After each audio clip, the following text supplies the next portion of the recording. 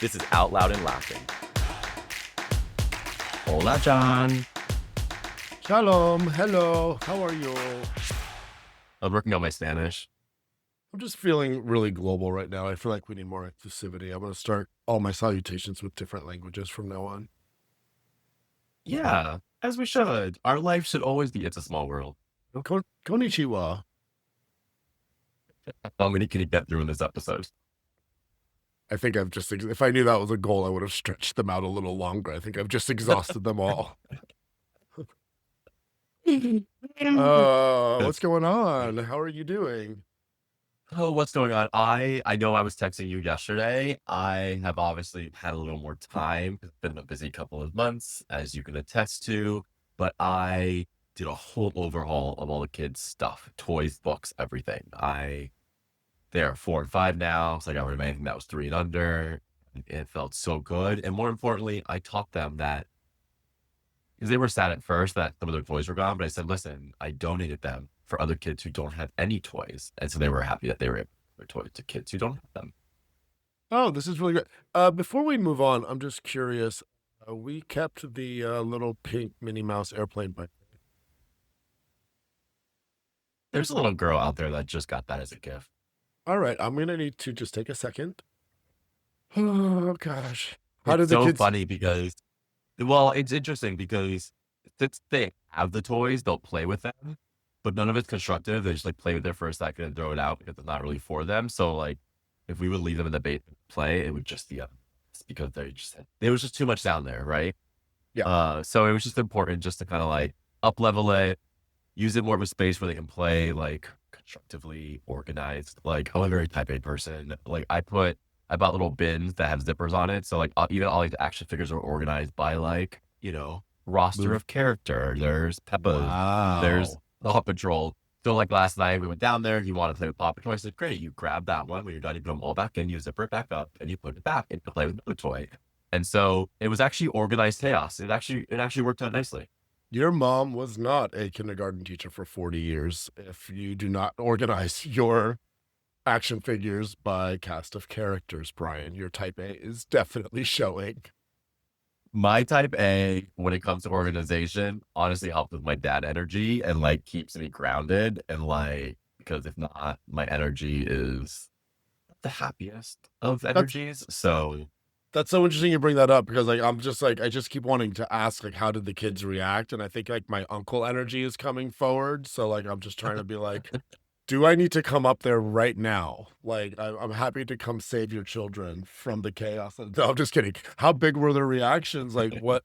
There's this dynamic of like dad energy versus my energy when we're together, right? Wouldn't you agree?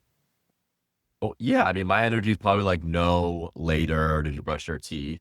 And then John's energy is more like yes, more who wants ice cream for breakfast kind of energy, Who wants to brush their teeth with ice cream? Yeah, exactly. No, you definitely get strict with the kids, but you're definitely like your energy is more fun than mine because you're only with them for shorter periods. I mean, when you are here, you're here for longer periods. I feel like by the end, you're like, this is exhausting. But you are here for shorter periods of time when it comes to me. So like you maximize it and you want to be friends and you want to play. Where for me, it's like I'm trying to raise these humans to like be somewhat constructive and like giving in this world. No, 100%. This episode is all about how much fun I get to have with kids because being a parent is so hard. And you are so right.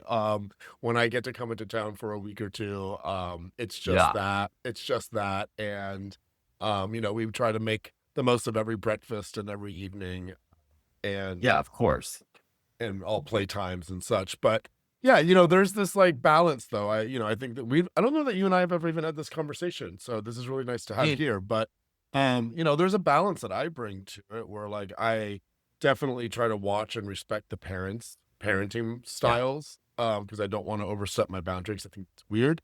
But then also like, because they are really close to me and we spend a lot of time together when we are together, there are moments where like you kind of have to put your foot down and guide them a little bit. But Yeah. yeah, I agree because I mean, you and I were raised the same. So if you come into my house and start like yelling at my children, like it wouldn't bother me at all. Like even my mom sometimes will be like, you can tell she's a little bit like, can I? And I'm like, you did it to me. I don't care. Do it with your grandkids. Like, take care of it, you know? So I in my household, I'm very like, as long as you're not like being disrespectful to the kids and like beating them, although, uh, but I just, I think that if you see something that they're doing wrong and you didn't say something, I'd probably be more annoyed. If that makes sense. I never thought of it that way, to be honest. Thank you for saying that. Yeah, it's one of those things where you don't. It's everything's a balance, and I think like Yes. children and the relationship with children, regardless of what your relationship to them is all about balance, right? Like you want them to make enough mistakes to learn on their own. But you also don't want to like have to go to the hospital today, um, or have to wash out their mouths with soap or whatever the case may be, which we don't do. Keep their language and keep their thoughts in a good, healthy place. But yeah, there's some times where, Oliver for his birthday, we had spoiled Mm, him so much and it was a lot going on. And I can only imagine what was going on in his little body. He was excited. And when that excitement started to crash and we were leaving, yeah.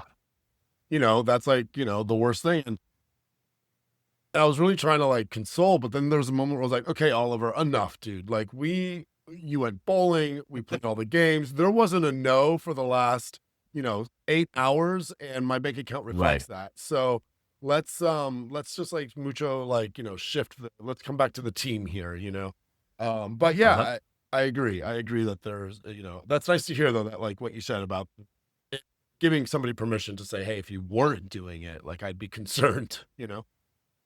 But I agree with you because obviously I'm on the flip side as well, where I'm also an uncle. So it also, you want to be respectful of people's parenting styles to your point, because everyone does parent differently. And even though I'm giving you permission to yell at my kids if they are out of line, some parents actually may not give you that permission. So, I agree that you kind of have to know the person or the parent that you're with if you're gonna do any sort of stepping in to help parent. Uh, but yeah, it's a little frustrating. I also think it's funny because when I become an uncle, within seconds, right, I'll show up to like my brother's house or my brother-in-law's house, and instantly the fun switch turns on. Like, do you want to be the fun uncle? But then Kenzie and Ollie might do the exact same thing, and I'll be like, no, you can't do that, right? So like I'm like half dad, half uncle energy, and I'm like switching on and off, and it's a lot of work now that I think about it. I actually never thought about that either, right? Playing both Yeah, roles because I only play one, um, and not on TV. And uncle in real life, not a dad. And so I don't get to have that switch. So that's interesting. And then also being watched while uncling other children and then fathering your own, right? Like they all have to have the same yeah. sort of like umbrella set of rules. Well, the biggest thing is sugar. So I remember when Kenzie was little, like baby, our niece and nephew came over. It was around the holidays, and we were giving our niece all the candy canes in the world. Right? Kenzie was a baby, so like we weren't. No one was able to do that to her. We were spoiling our niece, and she had like probably 5 or 6 candy canes. And then we snuck some in her bag to go home, and our sister in law was literally like, "Thanks, I have to deal with this all the way home." We're like, "But we're the fun uncles," and she's like, "I will get you back." And it's so true. Like I don't want her to do it to my kid, but I had so much fun doing it to her kid, and that's just the dynamic. And uncle energy is better and more fun. Well, Mel, if you're listening, you can get them back. She already has, I'm and sure she's she noted it. is. Because now her kids are older and say yes or no to things, get whatever they want. Our kids are just like, give us a bag of sugar, we're gonna eat it. And she's like, here's some sugar. How funny. I have some. Uh, but yeah. I do like to play with food with the kids in terms of like giving them sweets and sneaking them something like here or there. There have been a few times when you and Adam have said no to something, and I've been like, okay, guys, just one, um, just because like that reaffirms our relationship, and again, it's like maximizing the time. But you know, outside of just like the sweet and sugary goodness and being gay and glittery and sarcasm, like I do also like to think that I give them like, you know, pretty good affirming life advice. And I try to be there for them emotionally as little growing human beings too, not just always trying to say no, but trying to understand where their little hearts are coming from. I agree. I also think it like when you do come up here, you maximize your time. And these are the things that help them with like memories and stuff, right? And we have these as growing up with like our uncles and our extended family and some memories, I'll just say. But, I think that's what you're also doing is you're solidifying yourself in their psyche of like, this is someone I trust, this is someone that I love, and, it's like it's actual family, not just someone who's, by blood or by family tree. Yeah, and that's what I'm really trying to do too, is really build that relationship, personally, right? So that, when we're together, I try to lean into their interests and their curiosities. Some of all these interests, for example, lean a little bit more towards the heteronormative side of the world, where it's Oh like my gosh. action figure and very boy centric stuff, which I can get down with. I'm totally fine with. It doesn't scare me. And I just like, I kind of get a little bit scared that he doesn't think I'm cool already. I feel that dynamic happening already. Yeah. Like, it's like my own personal shame. Whereas, like, Kenzie's like, do my hair. I'm like, girl, let's go. Come on. What do you need? Yeah. We'll put it out. I made her wear a cape as like a over skirt thing. And like, the dads are like, what's that, Kenzie? I'm like, oh, we were just playing fashion. Like, we're just, Playing couture.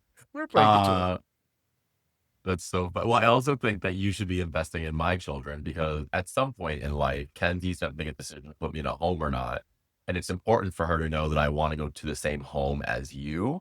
So it's just better that they manage both of our, end of life care together. So that way we're at least in the same place. But I I'm think really that's glad you also a bring long this term up. investment. This is putting a lot on your children. I don't think they like realize that we're gonna have three fathers, but hey, I'm here for it. Right. I will always answer. I will always satisfy your Venmo requests, Kenzie. Just send them on through, honey. Approved, approved. Let's watch RuPaul and make pancakes for dinner. I got you, girl. Oh my All of it, gosh. all of it. But aren't they right? Like you want your kids to know, like in a world at some point, maybe let's say both our dads are gone and our moms are older and by themselves. I would think they'd want to be together than by themselves. And you and I know that because we were raised to know that. I feel like your kids should be raised to know who they want to be around, who we want to be around as we get older. Yeah, I Because agree. I it think could, it's a cute. yeah, What were you gonna finish it off with? Because mine was gonna be pretty morbid. same. No, mine was too. That's why I stopped because I was like, and even though it's dark, but it's also like you hear so many stories about people who just their kids stop visiting them, and or like it's I don't want to be alone like that. So like, yeah, kids, you should invest in them because they're gonna help you have a nice last chapter. Honestly, and to answer your last question about our moms, like if our Yeah, dads go first, I'm tying them together so that they're in one spot. I'm gonna put an air tag on that and then just like visit it every once a month. padded walls, all of it. I'm just kidding. No, I would think that they would do really well in like a really comfortable, beautiful home at activities and all these things. But this is why it's important to be good to the younger generations of your family, because they will be the ones who will be like, nah, just take the trust and let them rot. Yeah, exactly. Do you want to upgrade them to a better room? Nope, they're good. You can add Reese's Pieces on their bed night. No, no, we're just Nope, for the 500 more bucks or more, they're gonna basic. have their own room. Yeah, exactly. Nope, here's a sleeping bag. Doesn't really matter where you put them. Is there any way we could? Is that the cheapest option you have? Is there anything cheaper? Oh my I goodness gracious! I know. It's actually like, yeah, I don't know. I think I also invest in my nieces and nephews because you just never know. I also love them, which is why I invest in them. But you never know, like how the You led dynamics of with the never family. know first. Yeah, exactly. You just never know. Um, but I think to your point, it's so important to invest in the younger generation. Obviously, so they have a fruitful long life as well. But it's passing the torch on and making sure that they carry your legacy, but also make sure that you have a comfortable life towards the end. And that's not why I had kids, but I think it's a plus if I do it right.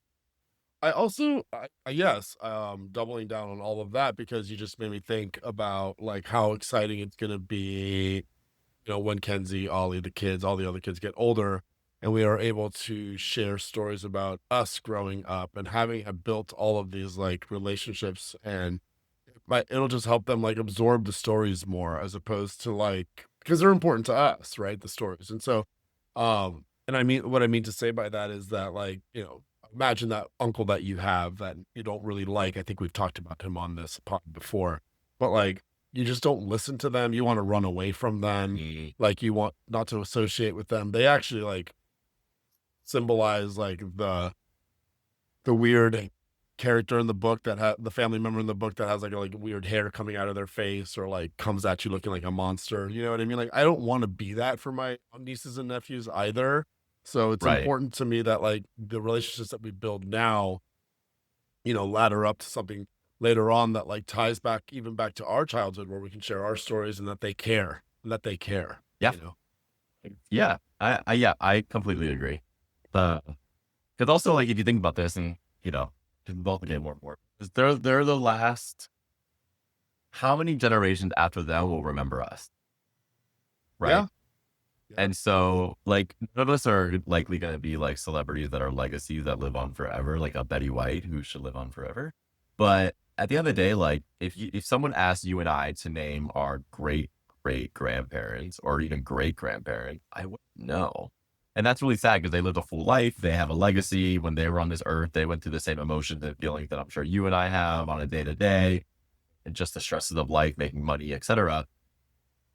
And now they're not even thought of anymore. And so, regardless of like dad, uncle energy and stuff, I think it's all around just building these memories, creating these memories so these kids can hopefully pass the story down and down. So, like, your legacy has some sort of long standing, I don't know, thing versus getting lost in the shuffle and being someone's project 200 years from now. And they have to build a family tree for their kindergarten class. Listen, we're creating the cheat sheet then because this podcast is going to be a great way Oh, true. for us to live on. I think that like putting things down in the digital universe, I mean, if we don't explode the world first, but that would be really mean. Please don't explode the world because this podcast will get destroyed. It's fine. We're in the clouds. Well, we're going to be in the clouds, but um yeah, it's fun though, getting to be like the character in these humans' lives, regardless of their, how often it is. And, you know, Yeah. it could either be swooping in a few times a year. It could be just like coming in just to disrupt the family dynamic in the best way you want to, and then vanish with a good see you later. It's just fun. It's so fun. And I love your kids so much. I actually can't wait to see them again. I will catch you offline, but I definitely wanted to ask you about coming back up again this summer, so we'll talk about that. Um, but yeah, I love your children very much, and they make me feel the most uncle-y, if I'm being honest. Yeah. Well, I feel like you're also very close to them too. Because you put the time and the energy into. Yeah. Uh, but I think it just brings up an interesting point that we started the whole thing with like uncle energy versus dad energy. And I think the best energy, regardless of dad or uncle, is to, regardless of what status you are with these children, is we're all chipping in to help raise humans, right?